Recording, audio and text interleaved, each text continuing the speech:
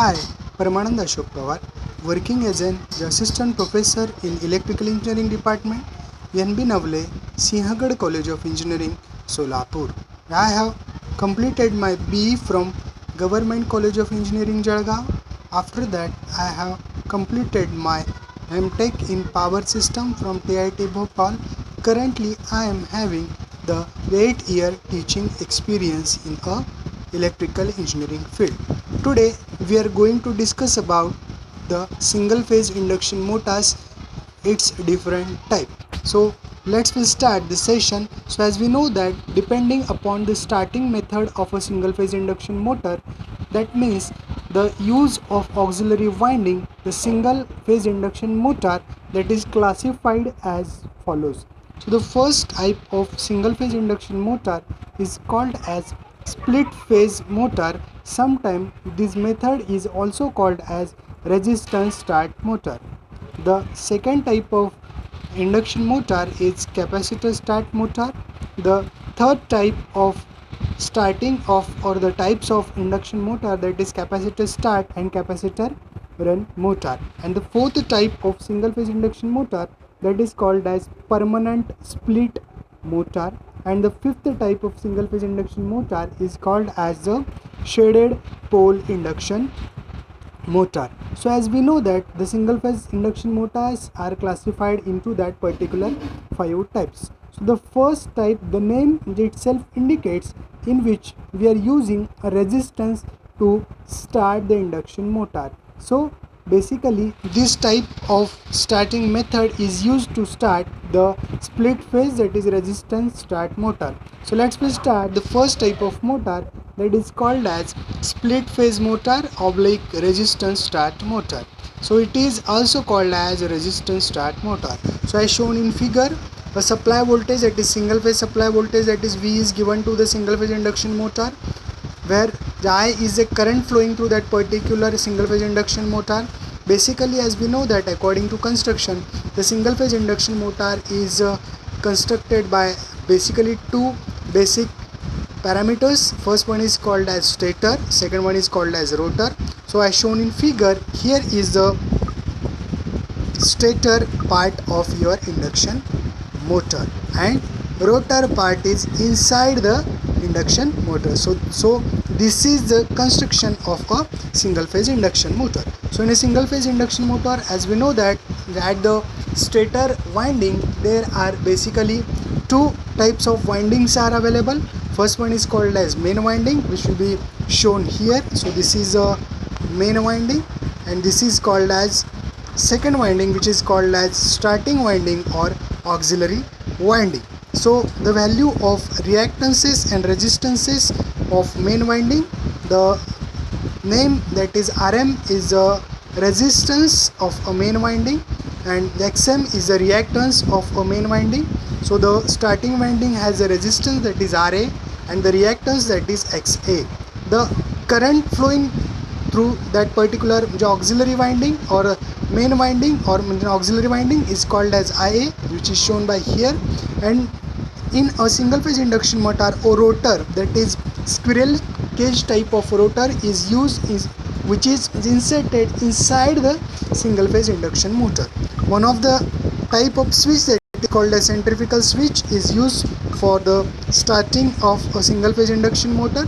So at the time of starting, when the supply is given to the single phase induction motor, that time the position of a centrifugal switch is a closed position, but after getting some speed, means the voltage is getting or induced in a single phase induction motor, that time the centrifugal switch gets open and the motor will run on only main winding. So will discuss in detail about the construction and working of resistance start motor.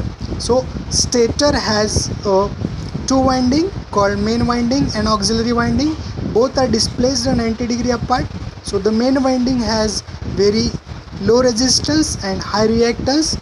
Thus current in main winding, that is called as Im, because as shown in figure, here are the two current, so the total current is I, and the current Im is flowing through the main winding and the current Ia is flowing through the auxiliary winding. So the current in main winding, that is Im, lags behind 90 degree to the supply voltage, and the auxiliary winding has, that is the value that is high resistance and low reactance. Hence current Ia in the auxiliary winding is nearly in phase with the supply voltage. So with the help of that particular thing we can draw the phasor diagram.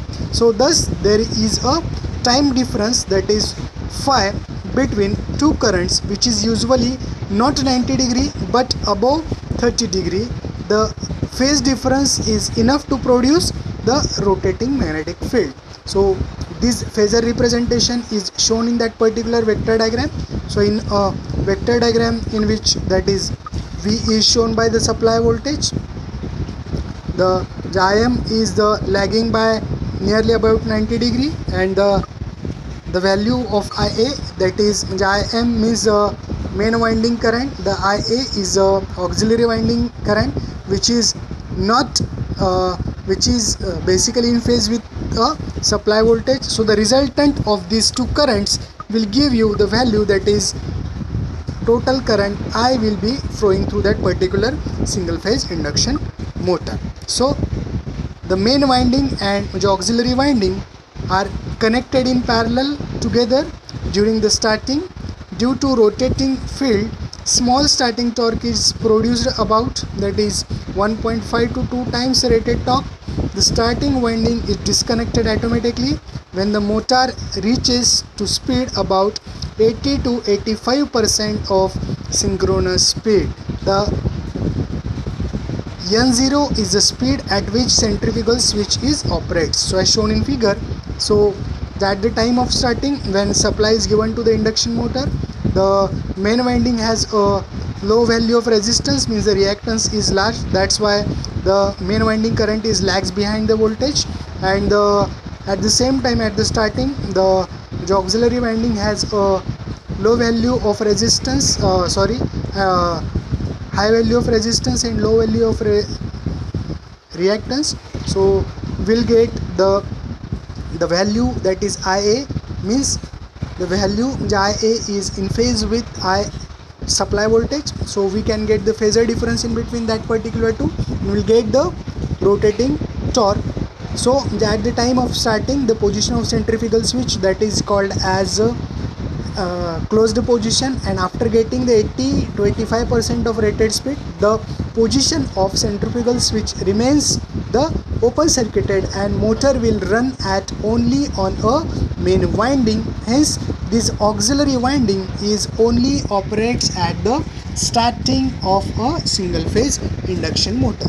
So we'll discuss about the speed torque characteristics of single phase induction motor, that is called as resistance start induction motor. So this is the torque speed characteristics, in which on a y-axis there is torque, x-axis there is a speed.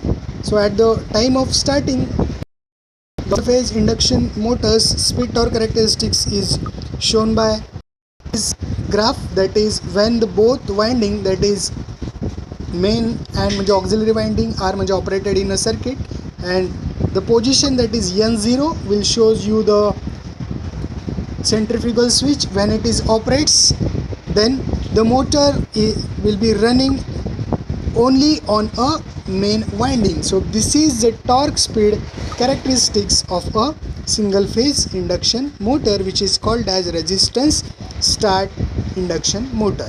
So the applications of resistance start induction motors are applicable where the easily starting load is available.